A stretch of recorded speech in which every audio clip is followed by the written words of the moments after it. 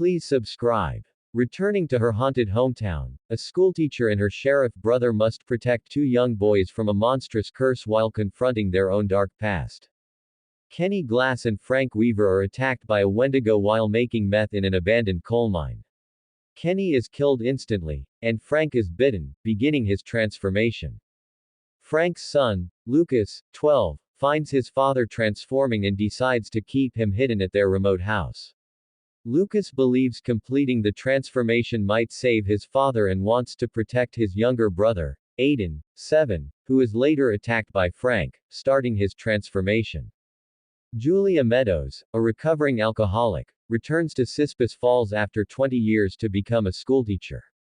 She moves in with her brother Paul, the town's sheriff, leading to tension due to their abusive childhood and Julia's guilt over leaving him. Julia notices Lucas's disturbing drawings and hears his strange stories about monstrous bears. Concerned, she investigates his home life, suspecting the boys come from a troubled family. Former Sheriff Warren Stokes, while hiking, finds half of Kenny's mauled body. The other half is found in the coal mine, with native wards and an antler collected by Stokes. Julia shows Lucas's drawings to Principal Ellen Booth, who reluctantly agrees to visit the Weaver house. There, she finds a disheveled Aiden and is savagely killed by Frank, who completes his transformation into a Wendigo. Lucas is bullied by Clint Owens. The Wendigo Frank attacks Clint, and Lucas finds his brother missing and Ellen dead at home.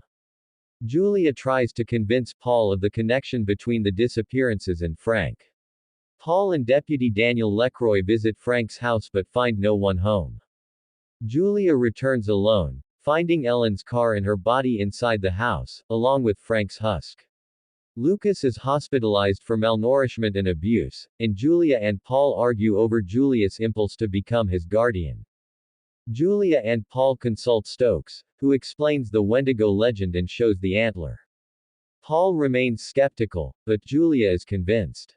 Julia and Paul bring Lucas to their home.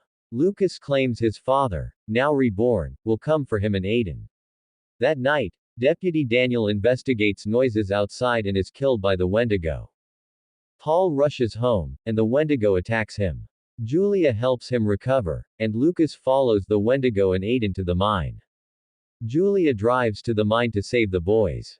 With Lucas's help, she defeats the Wendigo and destroys its cursed heart. Julia and Lucas see Aiden transforming.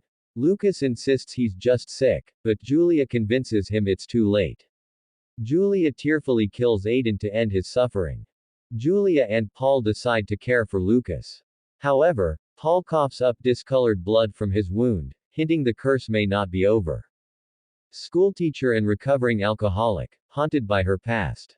Paul Meadows, Julia's brother, the town's sheriff, struggling with their shared trauma. Lucas Weaver, a determined 12-year-old trying to save his cursed family. Aiden Weaver, Lucas's 7-year-old brother, beginning his transformation.